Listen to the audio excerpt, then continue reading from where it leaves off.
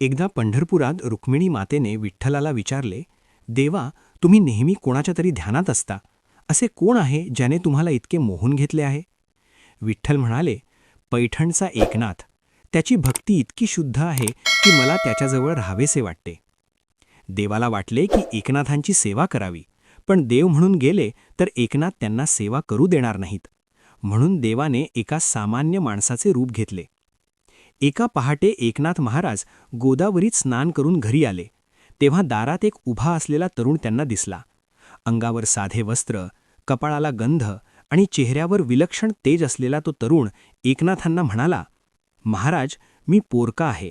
माझे नाव खंड्या. मला कोणीही नाही. मी तुमच्याकडे राहून तुमची सर्व कामे करीन. मला पगार नको, फक्त तुमच्या हातचा प्रसाद आणि तुमच्या चरणांचा सहवास हवा आहे. एकनाथांना त्याची दया आली आणि त्यांनी त्याला घरी राहण्याची परवानगी दिली. खंड्याने एकनाथांच्या घरी कामाला सुरुवात केली. तो पहाटे उठून विहिरीचे पाणी भरायचा, सडा मार्जन करायचा, पूजेची तयारी करायचा आणि एकनाथांच्या ग्रंथांची पाने नीट लावून ठेवायचा. एकनाथ महाराज जेव्हा भावार्थ रामायण लिहायचे तेव्हा खंड्या त्यांना कागद आणि शाई नीट करून द्यायचा. पाहुणे रावळे आले की त्यांची सेवा खंड्या आनंदाने करायचा. विशेष म्हणजे खंड्या काम करताना सतत विठ्ठल विठ्ठल नामस्मरण करायचा. असे म्हणतात की साक्षात ब्रह्मांड नायक विठ्ठल एकनाथांच्या घरी कावड वाहण्याचे म्हणजेच पाणी भरण्याचे काम करत होते. 12 वर्ष उलटली, पण कुणालाही संशय आला नाही की हा प्रत्यक्ष देव आहे. एकनाथांनाही वाटायचे की हा माझा मुलगाच आहे.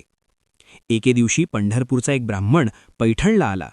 त्याला स्वप्नात विठ्ठलाने दृष्टांत दिला होता की मी सध्या पैठणला एकनाथांच्या घरी खंड्या बनून राहतोय. तो ब्राह्मण धावत धावत एकनाथांच्या घरी आला. त्याने एकनाथांना विचारले, महाराज, खंड्या कुठे आहे? एकनाथांनी मागच्या बाजूला पाणी भरणाऱ्या खंड्याकडे बोट दाखवले. तो ब्राह्मण खंड्याच्या पाया पडायला धावला तसा खंड्या म्हणजेच विठ्ठल हसले आणि त्यांनी आपली कावड तिथेच टाकली आणि ते अंतर्धान पावले.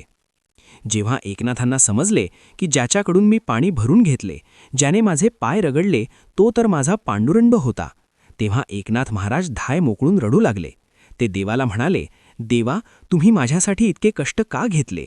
तेव्हा आकाशातून वाणी झाली, एका, तुझी भक्तीच अशी आहे की मला तुझे दास व्हायला आवडते. ही कथा शिकवते की देव केवळ मंदिरात नसतो. जर भक्तीमध्ये अहंकार नसेल तर देव स्वतः भक्ताची सेवा करायला येतो. एकनाथ महाराजांनी कधीही कोणाला स्वतःपेक्षा कमी मानले नाही, म्हणूनच देव त्यांचा सेवक झाला.